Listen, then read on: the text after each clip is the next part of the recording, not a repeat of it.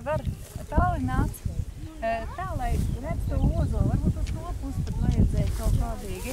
Lai redz ozolu, pie ozola bija mājas ziediņi. Tās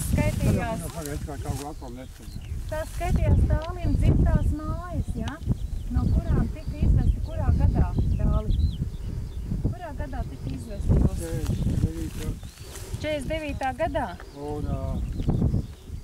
Tev bija 7 gadi tanī laikā, ja? Tev bija 7, 3 mēneši. 3 mēnešu vecumā viņu izveda. Un kur, pēc cik gadiem tu atgriezies? Pēc 8 gadiem. Un tad šīs mājas vēl bija? Bija. Bet iekšā jūs netikāt vairāk dzīvot? Un tad uz kurien jūs pārcēlāties? Tā jau sākas kaut ko, tev višķi kaut iedev kaut. Te jau var iedev no sākuma. Bet būtībā dzīvoja pilnīgi citi cilvēki, ja? Tante tev dzīvoja tur. Nedzīvoja? Cik tev, Katīņa tante arī, viņa arī atbrauc uz Sibīriju.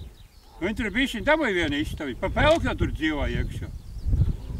Jā, tie, ka pārcēlās uz Sibīriju.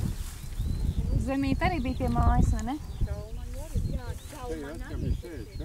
60. Memoārs. 60 hektāru zemes, tā ir liela. Tāpēc jau es aizšūtu. Tāpēc arī izsūtīja, ja? Daudz bērni jūs bijāt ģimenē. Mums jau bija zirgs, jau zirgi. Zirgstāli, zirgi ir bijuši. Govs. Ļoti turīgi saimnieki. Viņš pa devām kalpotāji, pat otru pirmo sūtīt. Vecais tēvs teica, ka Valdis par nomirīs pateica, ka viņam maksā toreiz viņš nezinu. Es nezinu. Valdījums. Viņš aizgāja otrā sūtīt. Ko tev ies to galvu?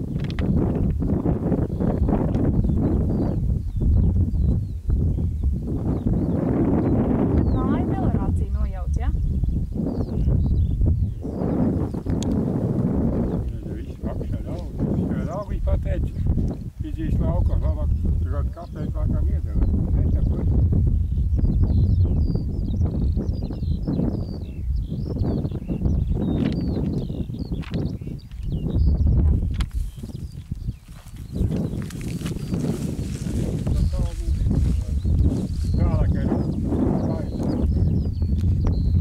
Kā jūs robežā?